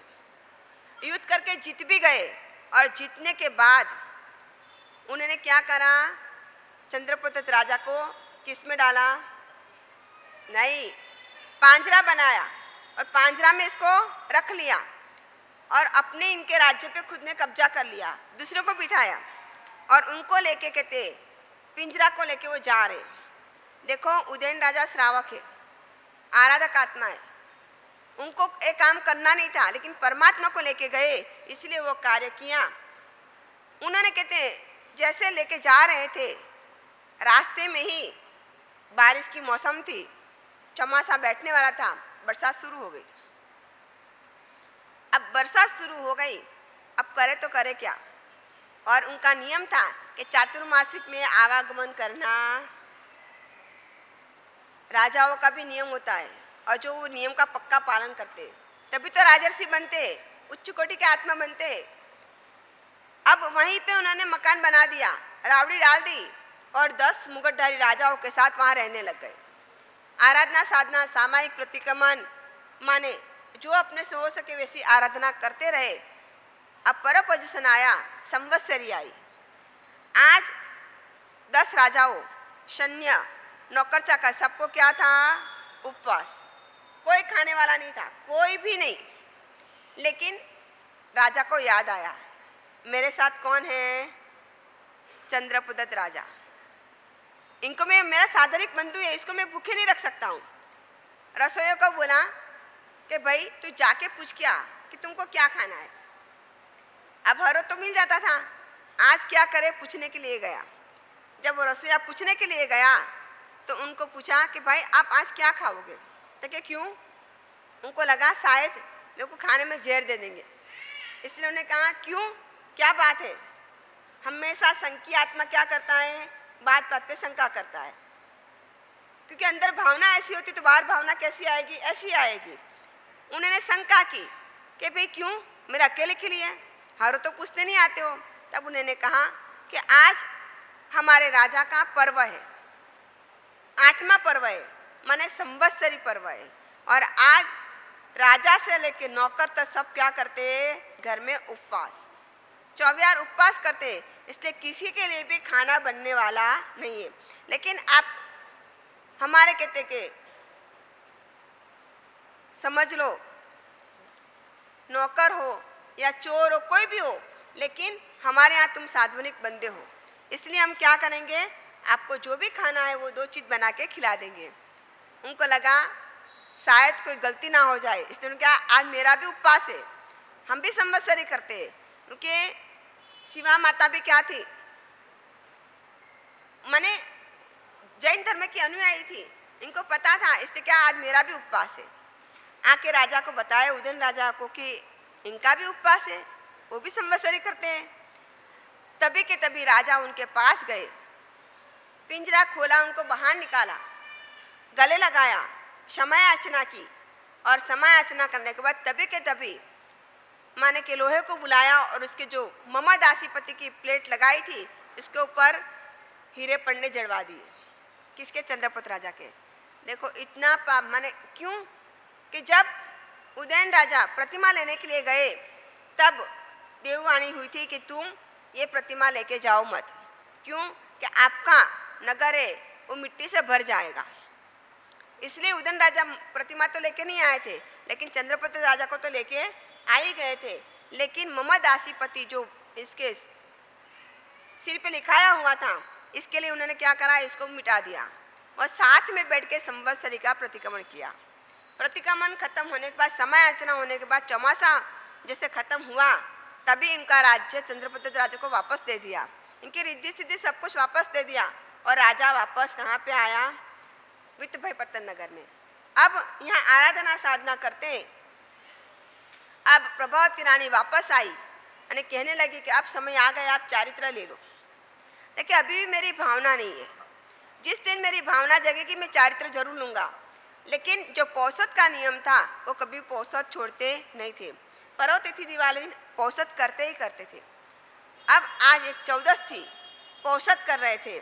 पौषध करते करते करते कौशिक ध्यान में सोच आया कि अरे कितना समय बीत गया, अब मैं शायद चारित्र ले लूँ तो।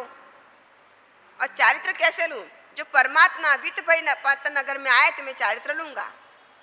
क्या सोचा, परमात्मा जो वित्तभयपत्तन नगर में आए तो मैं चारित्र लूँगा।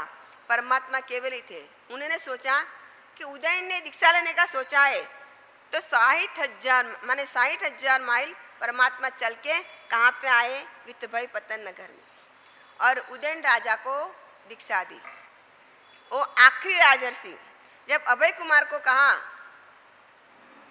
परमात्मा को पूछने के लिए गए अभय कुमार कि हे परमात्मा, मेरे पिताजी कहते हैं तुम राज्य संभालो। क्या कहा, मेरे पिताजी कहते हैं कि तुम राजगिरी नगर संभालो, तो मैं क्या करूं, मैं राजा बनूं कि ना बनूं, आखिरी राजर्षि कौन हुआ। परमात्मा ने कहा आखिरी राजर्षि हो गए, अब राजा बन के कोई भी दीक्षा लेगा, आप क्या करोगे, फिर राजा बनोगे कि दीक्षा लोगे। परमात्मा को पूछने के लिए गए अभय कुमार। पिता ने कहा राजगिरी नगर का राज्य संभाल लो, लेकिन परमात्मा को पूछा कि हे परमात्मा, आखिरी राजर्षि माने के राजा बन के दीक्षा लेना क्या, तो परमात्मा ने क्या कहा, नहीं आखिरी राजर्षि हो गए, उदयन राजा आखिरी राजर्षि, अब राजा बन के कोई भी दीक्षा लेगा नहीं। अभय कुमार ने क्या कहा, मेरे को राज्य चाहिए नहीं, मैं पूरा काम करूँगा, आपको जिसको राज्य देना है दो, मैं सबकी सेवा करूँगा, लेकिन मैं राजा बनूंगा नहीं, क्योंकि परमात्मा ने कहा आखिरी राजर्षि हो गया, अब राजा बनकर कोई भी दीक्षा लेगा नहीं। तो आखिरी राजर्षि कौन थे कि उदयन राजा। परमात्मा विचार माने विहार करते आए और एक रात्रि में परमात्मा ने इतना माइल काटा और दूसरे दिन सुबह उदयन राजा को क्या करा, दीक्षा देने की बात चली। अब इतना बड़ा राज्य 365 किसको देना, हम किसको देते, किसको दोगे आप राज्य, किसको दोगे बताओ, आपके घर की माल मिलकत सब किसको दोगे, आप किसको दोगे, अपने पास साथ में लेके जाओ कि दान पुण्य कर दोगे, क्या करोगे, मेरे को लगता है सब मोहन तो दान पुण्य कर देंगे, किसको दोगे, दान पुण्य करोगे तो किसको दोगे, बोलो तो सही, अपने पुत्र को दोगे या पुत्री को दोगे। यहाँ पे कहते हैं राजा ने सोचा कि मेरे घर में जन्मा हुआ बच्चा जो राजा बनेगा तो नरक गति लेगा, तो मैं क्या करूं, मेरे भाणेज माने केसी मेरे पास रह रहा है, इसको मैं क्या करूं, राज्य दे दूं। और अपने पुत्र को राज्य दिया नहीं, किसको दिया, भांजे को राज्य दे दिया और अपने अभिजी को राज्य दिया नहीं। अब बेटे को गुस्सा आया, इसलिए वो कोने के पास चला गया, श्रेणिक महाराजा के पुत्र कोने के पास चला गया, वहां रहने लग गया। अब यहाँ केसी को राज्य दे दिया, राज्य देने के बाद राजा ने दीक्षा ले ली, उत्कृष्ट आराधना करते करते करते करते माने के 11 अंग 12 उपंग सब कुछ पढ़ लिया। अब परमात्मा ने एकांकी विहार करने की उनको आज्ञा दी, क्या दी, एकांकी विहार करने की आज्ञा दे दी। अब घूमते घूमते घूमते वापस वो वित्तभयपत्तन नगर में आए, लेकिन आने के बाद इनके शरीर में रोग उत्पन्न हुआ। वैद्यराज ने कहा कि इतना रोग है आपके शरीर में, शरीर टिकाने के लिए, चारित्र का पालन करने के लिए, अपनी आत्मा का कल्याण करने के लिए आपको दवाई तो लेनी पड़ेगी। उन्होंने कहा नहीं, दवाई तो मैं लूँगा नहीं। तो क्या आहार में आप अकेला दही ले सकते हो और कुछ नहीं ले सकते हो। आपकी ऐसी व्याधि हुई है तो आपको अकेला दही खाना है। अब जब विद भाई पतन नगर में आए तो जो गोवालन आदि थी वो क्या करते थे, परमात्मा को माने के उदयन राजा को दही उहराते थे और सुस्ता मिलके उनकी तबीयत ठीक रहने लग गई। एक दिन ऐसा हुआ कि नगर में बात फैल गई कि राजा यहीं रहता है तो नहीं तो ये राज्य वापस ले लेगा और राजा बन जाएगा, क्योंकि इनसे चारित्र का पालन नहीं होगा। इतना रोग उत्पन्न हुआ है, इसलिए क्या करो। तो केसी ने कहा कोई बात नहीं, मामा का राज्य है, मामा वापस ले लेंगे, इसमें कौन सी बड़ी बात है, मेरा तो कुछ है ही नहीं। अपनी सोच तो अच्छी होती है, लेकिन साथ में जो कल्याण मित्र ना हो तो फिर क्या करता है कान। कल्याण मित्र हो तो आत्मा का कल्याण कराते, और जो कल्याण मित्र नहीं होता तो क्या सोच देता है, सही देते थे कि नहीं देते, गलत सोच देते। उन्होंने कहा मंत्री ने, अरे इतना बड़ा राज्य हाथ में है, वापस देना चाहिए, ले ले यार, इसको खत्म कर, माने इनको कैसे भी करके खत्म कर दो। तो वो राज्य लेगा नहीं, तेरे हाथ में से राज्य जाएगा नहीं। लेकिन उदयन राजा को तो राज्य चाहिए ही नहीं था, वो तो परमात्मा की आज्ञा का पालन करते थे, लेकिन उनको क्या करना था, दही का ही आहार लेना था। लेकिन उन्होंने मंत्री होने के थे गोवालन को सबको फोड़ दिया कि आप क्या करो, दही में जहर दे के दही दे देना।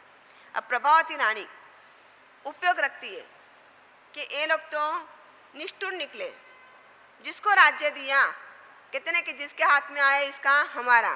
परमात्मा कहते कभी वो चित टिकती नहीं है। यहाँ पे कहते प्रभावती रानी ने जब भी वो दही में जहर रहता था वो सहन कर लेती थी और दूसरा दही दे देती थी।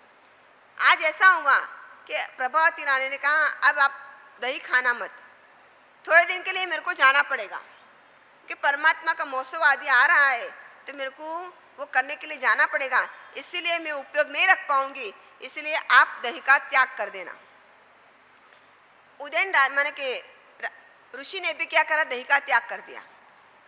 दही का त्याग करने के बाद उनका वापस जो रोग था इसका जोर बढ़ गया। जब जोर बढ़ गया तब उन्होंने वापस दही खाना शुरू किया, लेकिन इसमें ही किसी ने विष मिश्रित दही दे दिया और वो दही खा के राजा काल कर गए। यहाँ प्रभावती रानी को पता चला, उन्होंने गुस्सा आया और पूरा वित्त भाई नगर में किसकी बारिश की, रेत की बारिश की, और पूरा नगर खत्म कर दिया और प्रतिमा भी वहाँ पे अंदर चली गई। अब कहते ये प्रतिमा कुमारपाल महाराजा ने निकाली और अभी कहते कि पाटन में कहीं पे है, पुराने बताते लेकिन वहाँ पे है। तो कि पोषद व्रत यहाँ पे उनका जो बेटा था अभिची, वो भी द्वेष लेके मृत्यु पा, मैंने आलोचना नहीं की, प्रायश्चित नहीं किया, पिता पे क्या करा, शत्रुता लेके गया। लेकिन थोड़ा समय के बाद महावीर क्षेत्र में जन्म लेगा और कहते हैं वहाँ से वो मोक्ष में चला जाएगा। पौषध व्रत यहाँ बता के भरत महाराजा के पुत्र सूर्यस राजा ने भी किया था। आदिनाथ भगवान ने कहा था कि 5 तिथि का चारित्र का पालन करना चाहिए, तो उन्होंने भी बचपन से नियम लिया था। नियम माने के ढंडेरा नगर में पिटाते थे कि कल अष्टमी है, जिसको भी पोषद करना हो तो पोषदशाला में आ जाना, और हजारों लोग क्या करते थे, राजा के साथ पोषद करते थे। ऐसा हर तिथि वाले दिन एक दिन पहले क्या करते थे, ढंडेरा पिटवाते थे और सभी पोषद करते थे। यहाँ पे कहते एक दिन ऐसा हुआ, इंद्र महाराजा ने अपनी राज्यसभा में किसका मैंने के जिक्र किया कि सूर्यस राजा है, इतना महान राजा, भरत चक्रवर्ती का बेटा, इतना महान राजा होने के बाद भी वो 5 तिथि क्या करता है, चारित्र का पालन करता है, मैंने पोषद करता है, और अपने दादा की माने के दादा गुरु की आदिनाथ भगवान की बात को मान्य रख के इनका आराधना साधना करता है, और वो भी उत्कृष्ट का, वो कभी भी इसमें से जाएगा नहीं। वहाँ पे कहते जो उनकी जो पटरानी थी महर्षि, उनको ईर्ष्या आई कि आप मनुष्य का वखान करते हो, मनुष्य तो ऐसे ही लपट में आ जाते, लेकिन वो नहीं माने और देवी का माने के स्त्रियों का रूप लेके नीचे आए। सूर्यस राजा के साथ उनका माने शादी करने की बात आई तो उन्होंने कहा हम जो कहेंगे वो राजा करेंगे, तो हम उनके साथ शादी करेंगे। राजा को लगा कोई बात नहीं, बात क्या कहेंगी, मेरे पास सब कुछ है। लेकिन जैसे ही शादी की और अष्टमी आई, एक दिन पहले ढंढेरा पिटवाया, तो वो दोनों कहती है आप कल पोषत करोगे नहीं। आपने कहा था हम जो कहेंगे वो करेंगे। उन्होंने कहा ऐसा तो हो ही नहीं सकता, मेरे धर्म के आड़े में कोई नहीं आएगा। धर्म के मेरे पिताजी का वचन था, मेरे दादा गुरु का वचन था, वो वचन को हम मरते दम तक पालन करेंगे। એટલે मेरे धर्म के आड़े में आप कोई आओगे नहीं, कोई भी नहीं कहते। इसीलिए कल हम सब पोषत करेंगे ही। माने ढंढेरा पिटवाया, तब ये दोनों कहते हैं कि हम अग्नि प्रवेश करेंगे। उन्होंने कहा आप चाहते क्या हो? तक हम कहते हैं कि आप पोषत करो नहीं, तक दूसरा कुछ बताओ, मैं दूसरा करूँगा। तो उन्होंने कहा आप जो आदिनाथ भगवान का मंदिर इसको क्या करो, तोड़ दो, इसको खत्म कर दो। ताकि आप परमात्मा का मंदिर वो कभी हो ही नहीं सकता। आदिनाथ परमात्मा का स्तूप हम तोड़ सकते नहीं है। तो कि आप हर बात मना करते हो। तो कि और बताओ, तो कि तुम्हारा पुत्र का शीश काट के मेरे को दे दो। तो कि मेरा पुत्र मेरे से उत्पन्न हुआ है, तो मैं ही मेरा शीश काट के दे देता हूँ। मूल तो मैं ही हूँ, मेरे से सब उत्पन्न हुआ है। मैं मेरी परमात्मा की आज्ञा का पालन नहीं छोड़ सकता हूँ, मेरे परमात्मा का स्तूप नहीं तोड़ सकता हूँ, नहीं मेरे पुत्र का सिर काट सकता हूँ। मैं मेरा कर सकता हूँ कि हम किसके साथ जुड़े हुए हैं, हम किसके साथ जुड़े हुए हैं, हम हमारे आत्मा के साथ। जो भी करेंगे हम हमारे मन और आत्मा के साथ करेंगे, दूसरे पे जोर जबरदस्ती नहीं करेंगे। हम दूसरे पे जोर जबरदस्ती करने के लिए जाएंगे तो कुछ हाथ में नहीं आएगा। लेकिन परमात्मा कहते हैं तुम तुम्हारे आत्मा को संभालो, तुम्हारे मन को संभालो, तुम्हारे इंद्रियों को संभालो, दूसरों की संभालने की कोशिश मत करो। आप अपना वश कर पाओगे तो दूसरों का अपना वश में आ जाएगा। लेकिन हम क्या करते हैं, दूसरों का वश करने के लिए जा रहे हैं, दूसरों पे टोका टोकी करते हैं, दूसरों को कहते रहते हैं। यहाँ मना किया है शास्त्रकार भगवान ने कहा है कि ऐसा कभी नहीं करना। तुम तुम्हारा खुद का देखो, सामायिक करनी है आपको करनी है, प्रतिबंध करना है आपको करना है, पोषण करना है आपको करना है, त्याग करना है अपने खुद को करना है, दूसरे के लिए नहीं करना है, दिखाने के लिए नहीं करना है। यहाँ सूर्यवंश राजा ने कहा मेरे से सब कुछ हुआ है तो मैं ही मूल स्वरूप में हूँ, तो क्या मैं ही खत्म हो जाऊंगा तो बात कोई बनेगी नहीं। अब तलवार ली और अपना सिर काटने के लिए गए, लेकिन तो देवियाँ थी, उन्हें तलवार बुट्टी कर ली। दूसरा साधन लिया, लेकिन वो भी तीसरा लिया। तब देवी समझ गई कि इंद्र महाराजा ने वखान किया था कि सूर्यवंश राजा कभी भी अपने नियम को तोड़ेंगे नहीं। हम हमारे नियम को कितना रखते हैं, कितना पालते हैं, हमारा नियम को कितना पालने की कोशिश करते हैं, कितना नियम को पालने की कोशिश करते हैं। अभी 8 दिन रात्रि भोजन का त्याग किया, फिर आपको लगता है कि 5 तिथि नहीं खाएंगे रात्रि भोजन तो वो स्वाद अच्छा रहेगा मेरे जीवन के लिए, आगे जाके और बढ़ेगा। आगे बढ़ना चाहिए कि पीछे हट करना चाहिए। इस साल तुमने जो आराधना की, इससे जब दूसरा प्रपोजिशन आएगा इसमें ज़्यादा करनी चाहिए कि कम करनी चाहिए। हम क्या करते हैं, माँ जी बहुत कर लिया अब नहीं होता है, कोई बात नहीं, क्रिया तो होती है, नहीं तप नहीं होता है, क्रिया में कोई अड़चन नहीं है, क्योंकि क्रिया तो अपने शरीर से करनी है, इसमें भूख पेट के कोई टेंशन नहीं है। क्रिया आपको थोड़ा भी खाना मिल गया, आपका शरीर चलता है, फिर दूसरे के दिन की चिंता क्यों करते हो। यहाँ बताया कि संवत्सरी नवकार्षी करके भी आप आराधना करो। तप का फल बताया है कि तप कैसे करना चाहिए। एक नवकार्षी करते हो तो कितनी नारकी का आयुष्य टूटता है, 100 वर्ष, आपको पता है। फिर आप नवकार्षी करते हो, एक दिन का रात्रि भोजन त्याग करते हो, एक दिन का रात्रि भोजन का त्याग कर सकते हो, कितनी नारकी का आयुष्य तोड़ते हैं, 100 वर्ष का। एक नवकार्षी का माने एक रात्रि भोजन का बताया कि यहाँ से कि आप एक नवकार्षी करके 100 साल का माने कि आपका आयुष्य नरक का टूटता है। अब इससे आगे बढ़ो, पोरसी डबल 60 पोरसी, ऐसे करते करते आगे बढ़ते जाओ तो कहते हैं आपको अनंत गणा पाप माने पुण्य मिलता है। लेकिन फिर भी हम इसको त्याग नहीं कर सकते। फिर उपवास का फल, आमेल का फल, वैष्णव एकादशी का फल, तो कितने फल हमारा बढ़ता जाता है, डबल गुना, एक के बाद एक के बाद एक के बढ़ता जाता है। तो फल का फायदा क्या है?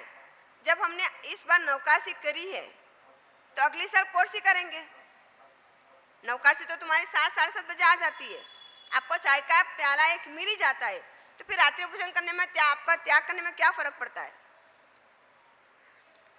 रात्रि भोजन हमको नरक का, आप कुछ नहीं करते हो कोई बात नहीं, तो खाना का अपना शरीर से त्याग करना है, मन से त्याग करना है। क्या आप त्याग नहीं कर सकते हो? मनुष्य एक टाइम खाना खाने के बाद भी पूरी जिंदगी चलाता है, तो क्या शाम को आपने को खाना नहीं मिला तो क्या आप जिंदा नहीं रहोगे? आप जाना आना करते हो, कभी खाना नहीं मिलता तो भूखे रहते हो ने? डॉक्टर ने कहा तो कितने दिन तक नहीं खाओगे?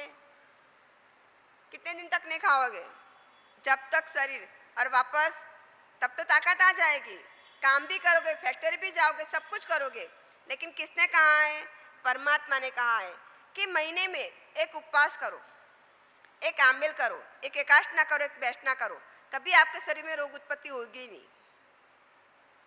शास्त्रकार भगवान कहते हैं कि एक महीने में एक उपवास करना, एक आंबेल करना, एक एकाष्ट और एक वैष्णा, कभी आपके शरीर में रोग आएगा ही नहीं, क्योंकि उपवास तुम्हारे शरीर के अंदर जो कचरा हो उसको निकाल देता है।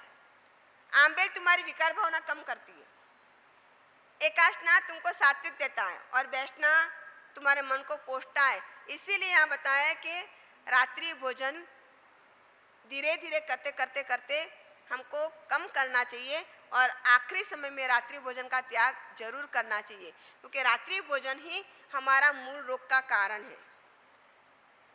मूल रोग का कारण कौन है? रात्रि भोजन। क्योंकि हम रात्रि में हमारी जठर माने जो अग्नि होती है ना, जठर अग्नि, वो बंद हो जाती है, और फिर रात को आप आके आराम से भरपेट भोजन करते हो, वो आपको क्या कहता है? रोग उत्पत्ति का साधन बनता है। मल्लीनाथ भगवान ने बताया था, 6 मित्र थे ना, उन्होंने क्या कहा था? खाना डालते गए डालते गए डालते गए, और जब खुला तो कितनी बदबू आने लग गई, और वैराग्य की भावना उत्पन्न हुई, और फिर सबने दीक्षा ली। देखिए हमारा शरीर भी ऐसा ही है, गंध से भरा हुआ है। इसीलिए रात्रि भोजन परमात्मा ने मना किया है, जितना हो सके इतना रात्रि भोजन त्याग करो, क्योंकि इसमें से ही आपको जो रोग उत्पत्ति होती है, वो रोग उत्पत्ति का कारण मेन है तुम्हारा रात्रि भोजन। और रात्रि भोजन का आप त्याग करोगे तभी तुम्हारे शरीर में से जो हार्ट अटैक आता है, पता नहीं कैंसर होते हैं, डायबिटीज, जो भी रोग आता है, सब तुम्हारे खाने पीने से ही उत्पन्न होता है। जितना तुम्हारा सात्विक खाना, जितना रात्रि भोजन तुम्हारा त्याग, क्योंकि हमारा शरीर पचाता नहीं है, और हम खाते रहते हैं, फिर रात को आदमी अपने आप ऊपर पहुंच जाता है, पता भी नहीं चलता, हमारा जी अटक आ गया, अरे गैस ही है वो, और कुछ नहीं है। क्योंकि वो गैस बन जाता है, वही शरीर को नुकसान करता है। एक फोड़ा हो जाए पैर में तो कैसा लगता है? धीरे धीरे बड़ा होता जाता है। इसके अंदर क्या होता है? फोड़ा में क्या होता है? पस भर जाता है, और वो पस एक सुआ या टाकनी लगा के डॉक्टर फोड़ देता है, फिर वो कैसा हो जाता है? धीरे धीरे निकल जाता है। हमारा शरीर भी ऐसा ही है कि ऐसे गैस बनने के बाद वो जगह निकलने की नहीं रहती है, तो क्या करता है? अपना श्वास बंद कर देता है, और आप बोलोगे महाराज जी अटक आ गया। अटक नहीं, वही गैस होता है। लेकिन रात्रि भोजन त्याग करोगे तभी ये सब तुम कष्टों से बाहर निकल जाओगे। ये छोटी छोटी उम्र में जाने चले जाते, भले आयुष्य पूरा होता है, लेकिन मूल कारण तो यही है कि जो हम पाप का खाता करते हैं, वो पाप का खाता हमको यही भुगतना पड़ता है। सूर्यस राजा ने कहा, मैं मेरा सिर काट के दे देता हूँ, लेकिन मैं पौषध तो, क्योंकि मेरे परमात्मा से मैंने वचन लिया है, मेरे पिताजी भी कह के गए कि 5 तिथि तो ब्रह्मचर्य का पालन करना, माने राजसभा का आदि का त्याग करना, व्यवहार बंद करना, और पौषध का, तभी तो चारित्र का पालन कर सकेगा। और उन्होंने क्या करा? देवी भी वहाँ से उनको फूल बरसा के चली गई, और भरत महाराजा जैसे ही सूर्यस राजा को भी आरिसा भवन में केवल ज्ञान की उत्पत्ति हुई। क्यों उत्पत्ति हुई? कि जो चारित्र का वो पालन करते थे इसमें ही, और उनको क्या मिली? आखिरी में केवल ज्ञान प्राप्त करके मोक्ष में चले गए। तो कि पौषध व्रत हमको भी पौषध करना चाहिए। साल में अब संवत्सरी आ रही है, कितने जन पौषध करेंगे? भाइयों में बहनों में तो चलो हो जाएगा, लेकिन भाइयों में कितने जन पोसत करेंगे? सुबह पोसत ले गए, शाम को तुम्हारा 6 बजे तो पोसत पालना भी हो जाएगा, कोई संवत्सरी प्रतिगमन है। सुबह बारसा सुनोगे, बारसा, और शाम को तुम्हारा प्रतिक्रमण होते सूर्यास्त तो हो ही जाएगा, आप पोषद पाल के घर चले जाओगे। पूरा दिन तुम्हारी आराधना साधना में ही जाएगा, उल्टा पूरा बारसा सुनना मिलेगा। आप सब अपनी गैंग बना लो, किसको पोषद करना है? राकेश भैया आपसे शुरुआत करना है। एक पोषद तो सबको करना ही करना है संवत्सरी वाले दिन। और आपको तो जगह भी अच्छी मिली है, आराधना भवन। राजेश भैया आपकी टीम बनाओ, मैं देखती हूँ कितने पोषद होते हैं। पोषद एक पोषद तो होना चाहिए। आपको सब व्यवस्था, कोई तकलीफ नहीं आएगी, सिर्फ क्रिया करनी है। प्रतिक्रमण तो करोगे करोगे संवत्सरी वाले दिन सुबह का। पोषद ले लो, यहाँ आके सुनो, बारसा सुनने के बाद देववंदन, शाम का प्रतिक्रमण। बहनों को भी जिसको भी पोषद करना हम कराने के, लेकिन एक पोषद तो करना चाहिए। रत्नाकुर समाज कहते थे संवत्सरी का पोषण होना चाहिए। गुरुदेव की इच्छा होती थी, तुम्हारे पंजाब वालों को तो बहुत कहते थे तुम जिंदगी भर कुछ नहीं करोगे, लेकिन संवत्सरी वाला दिन तो उपास में रहो, एक पोषद तो करो। गुरुदेव का जन्मदिन भी है, हम उनको यहाँ कुछ दे नहीं सकेंगे, लेकिन एक पोषद करके इनकी इच्छा को मान तो देंगे। इसलिए याद रखो, संवत्सरी वाले दिन गुरुदेव का जन्मदिन है, हम और कुछ नहीं दे सकते। एक पोषद करके, एक चारित्र का दिन पाल के उनको, क्योंकि उनको चारित्र में ऐसे इनकी भावना उत्कृष्ट होती थी, और हम सब पोषद करेंगे तो हमारे लिए भी एक इनका माने कुछ दिया, वो हमारे को लाभ मिलेगा। इसी तरह के थे सूर्यस राजा भी मोक्ष में चले गए, और आज हमारा 5 माने के एक कर्तव्य पूरा हुआ। कर्तव्य परिपूर्ण होने के बाद कल से कल्पसूत्र। कल्पसूत्र आपको माने पूरे के पूरा सुनना है। जो सुनेगा, परमात्मा ने कहा 7 बार 9 बार 21 बार सुनने से ही मोक्ष मिलता है, माने मोक्ष में जा सकते हैं। कल्पसूत्र में आपको शायद कुछ बात समझ में आए, कुछ ना, ये तो भाषांतर है, पूरी कहानियां समझ में आएगी। एक एक अक्षर हमारे कान में जाना चाहिए, तो भी हमारे कर्म की निजरा है। लेने वाला और सुनाने वाला, जो लेता है इसको भी पूरा लाभ मिलता है, सुनाने वाले को भी पूरा लाभ मिलता है, और सुनने वाले को भी पूरा लाभ मिलता है। तो कि कल से कल्पसूत्र सुबह 8:30 बजे हम दोनों प्रवचन सुबह साथ में करेंगे। दोनों प्रवचन सुबह साथ में करेंगे, दोपहर प्रवचन रखेंगे नहीं। इसलिए अपना काम अपने आप जल्दी करके आना, जिसके कारण आपको उठना ना पड़े। 2 प्रवचन सुबह ही कर लेंगे, फिर आप घर जाके एकादश ना करो, शाम को प्रतिक्रमण के लिए आओ। इसलिए हमारी दोनों वाचना सुबह ही 8:30 बजे शुरू करेंगे। जितना 11 साढ़े 11 जितना बजेगा, क्योंकि पहले 2 दिन में तो टाइम कम रहेगा, जल्दी पढ़ा जाएगा, लेकिन पिछले 2 दिन में ज़्यादा टाइम लगेगा। तो कहते हैं कि आप कल्पसूत्र सुनने के लिए भाषांतर है, समय पे पहुंचोगे तो पहले से अक्षरत सुनना मिलेगा, और अपना और दूसरों का भी कल्याण होगा। अब राजेश भैया वो बोली पूजा है, पचखान उपवास, सूर्योगे सूर्योगे अपरजति आरम असनम पान जागरण महतक समत्यगणम पानार पोर्सी सार पोर्सी बुढ़जन चरण औटसम गुरु सागरण महतक शशमत्यागरणम पाणसा लेवणन चला बुला ससितन सितना वोसरे एकाशना बेशना बेल उगेसन नौकारसी पोर्सी सार पोर्सी उगेसर चौंबेन सागरण महतक शशमत्यागणम विकी आमिल चलन सागरण महतक शशमत्यागणम एकाशनम बेशना जाति विएमपी आरम असनम पाणवन सागर औटसन गुरुजन सागरण महतक शशमत्यागरणम पाणसा लेवणवालन चना बुलना ससितन सितना वोसरे। बोलो श्री शांतिनाथ भगवान की जय।